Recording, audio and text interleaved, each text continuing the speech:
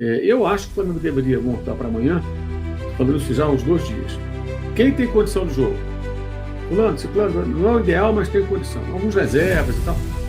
Beleza. Junta com a turma da base, faz um bem bolado e vai pro jogo. Flamengo soltou nota oficial deixando claro que o elenco profissional é que vai pro jogo contra o Vasco amanhã, hein? Foi definido numa reunião, tá? Essa decisão foi definida numa reunião entre o presidente BAP, José Boto, diretor de futebol, e o treinador Felipe Luiz.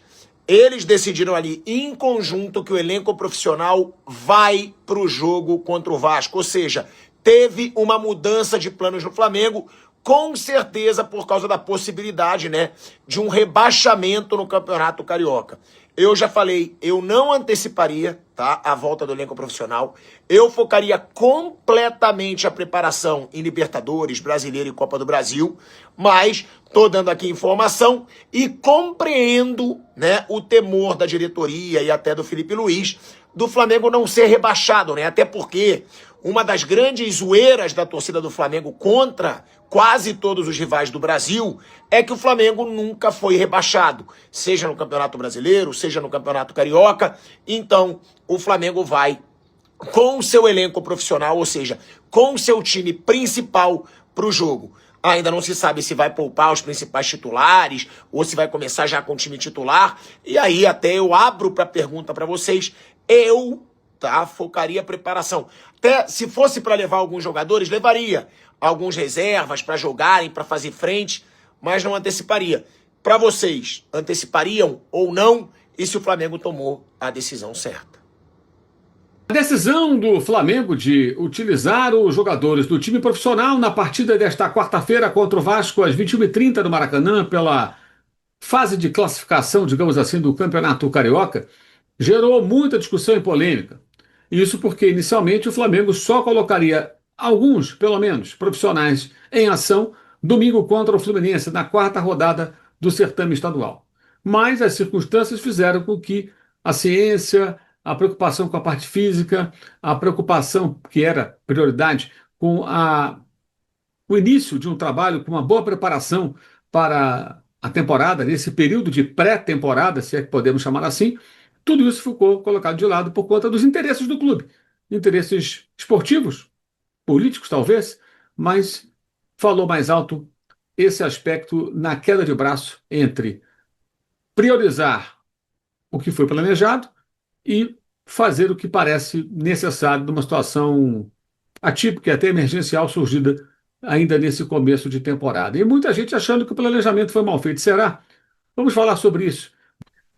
Eu entendo que o planejamento foi bem feito. O Flamengo pensou o quê? Bem, as minhas prioridades nesse ano são Libertadores Brasileiro, a Copa do Brasil no plano inferior, e vencendo a Libertadores tentar o Mundial de Clubes, já que estivemos tão próximos aí, perdendo para o PSG apenas nos pênaltis. Mas como fazer tudo isso sem uma pré-temporada adequada? É importante entender que esse período de pré-temporada é quando os jogadores se condicionam minimamente para que fisicamente suportem tudo que virá no transcorrer do ano.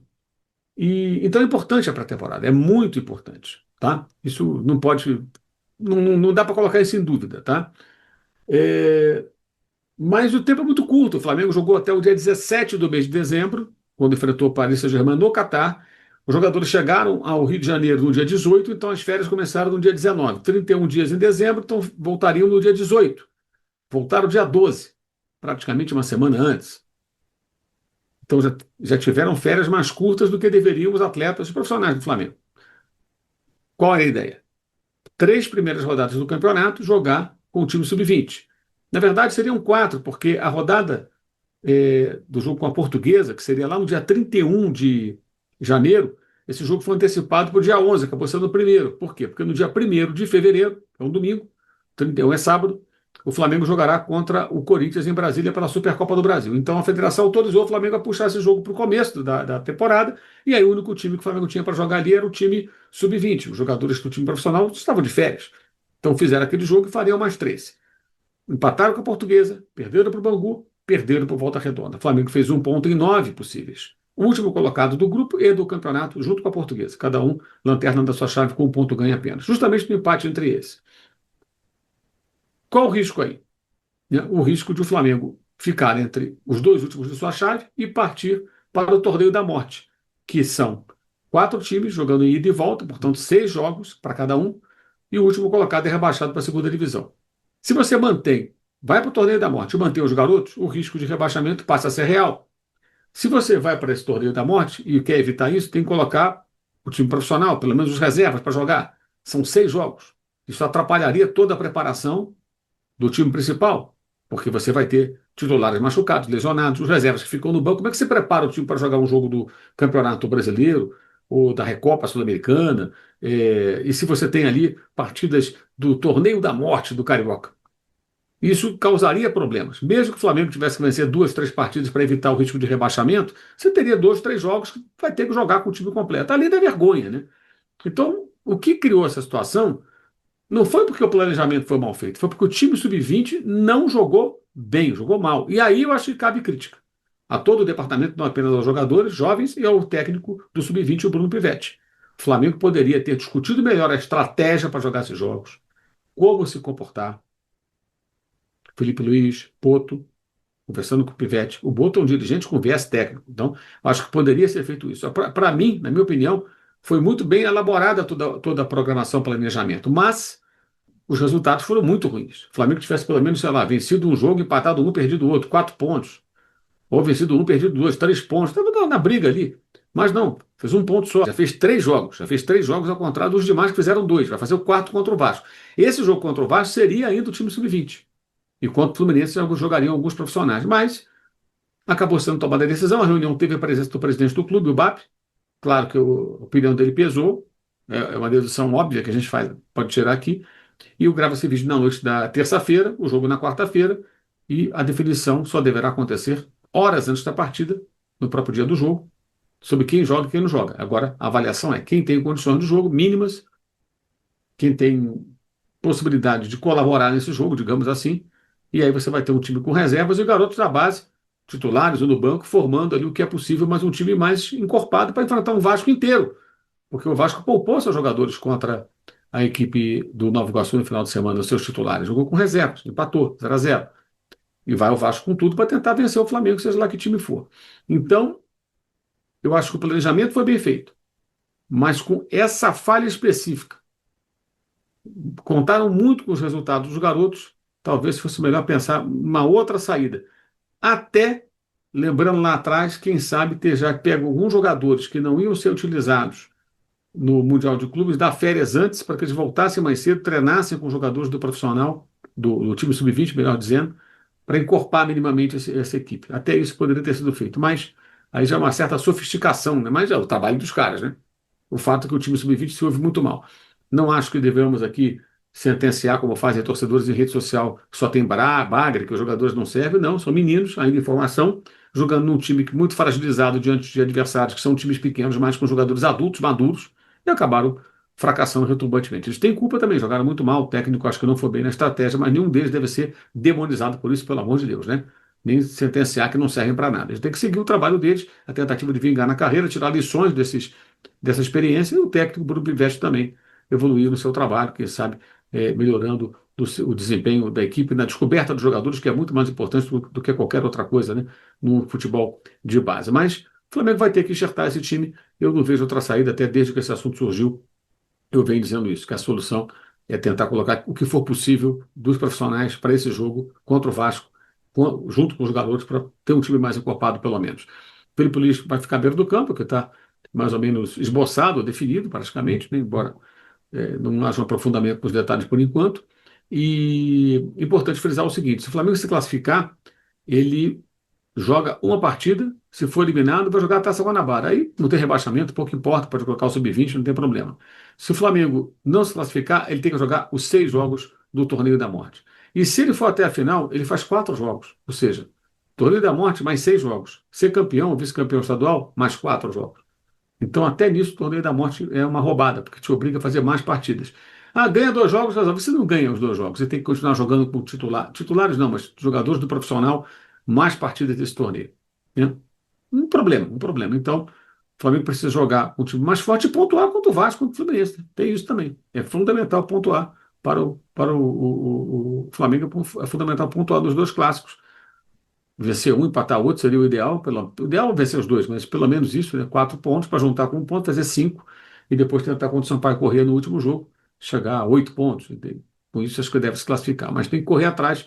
Lembrando que esse regulamento são 2 grupos de 6, né? E um grupo enfrenta o outro. Então, você numa rodada de sucesso, você vence o jogo, os adversários desse grupo perdem para o outro grupo, você ganha 3 pontos, ninguém pontua, por exemplo, pode acontecer. E o contrário também, você perder, todo mundo ganhar, você fica lá para trás. Então, o campeonato é meio maluco que pode ter mudanças muito bruscas. Para você ter uma ideia, o líder da chave tem 4 pontos, o Flamengo tem um, é o último. Se o Flamengo tivesse vencido a Portuguesa, ele teria 3 pontos, estaria a 1 ponto do líder, né? Mas acabou apenas empatando. Pelo que me disseram há pouco, a tendência é que alguns sub-20 sejam incorporados ao elenco, né? Para essa partida, pelo menos para compor o elenco. Mas não se sabe exatamente quem vai jogar ou não, porque a reunião foi agora, terminou há pouco. O BAP participou também. E aí eles vão agora ver quais são os jogadores que estão em condições, né, de participar do jogo.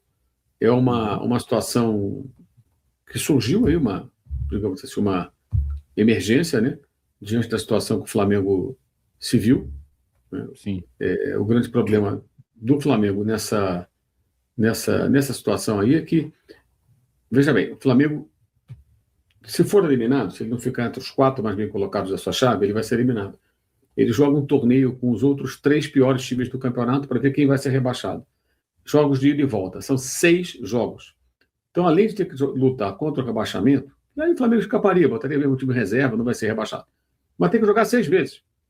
Pelo menos 2, 3 partidas com um time com profissionais, para garantir os pontos, depois poderia colocar o sub-20. Isso seria um problema, além do constrangimento de você ser eliminado dessa maneira, né? Então, apesar de o ideal para o departamento de futebol, e é óbvio isso, seria uma preparação mais longa, com mais calma, né?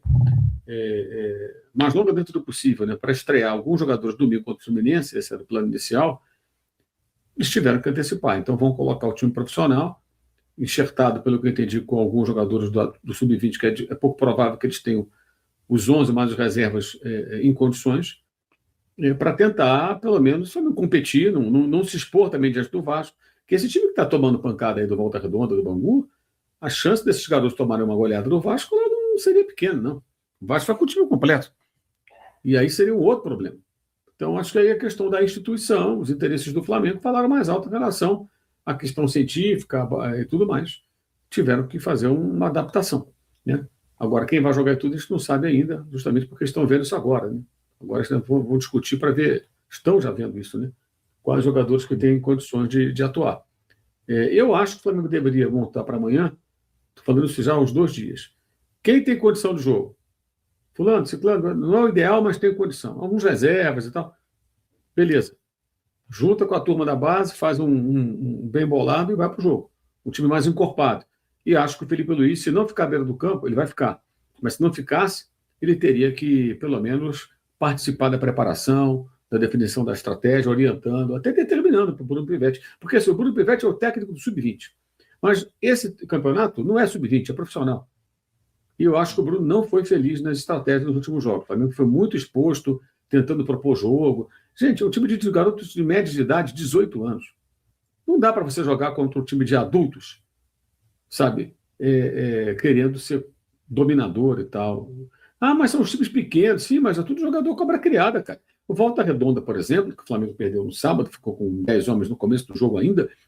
Há poucas semanas, estava jogando agora, final do ano, a Série B. Contra o Remo, que subiu. Contra o Coritiba, que subiu. Contra o Atlético Paranaense, que subiu. Contra essas equipes todas. Do Novo Horizontino, que vai jogar com o Palmeiras hoje, que todo ano bate na trave. Contra a Chapecoense, que subiu. Quer dizer, esses caras estavam jogando a Série B contra times que vão enfrentar o Flamengo agora esse ano, pô. Aí você bota um monte de garoto. Pô. Uma coisa é você ter 1, 2 meninos e um time profissional. Subiu o fulano, subiu o ciclano e tal. A outra é você ter um time só de garotos, né? Com a média de idade muito baixa. Então os caras são mais fortes, mais maduros, mais malandros. Então, acho que a estratégia poderia ter sido um pouco mais conservadora, cautelosa. O Flamengo se expôs muito nesse jogo. E aí perdeu Sim. dois e empatou.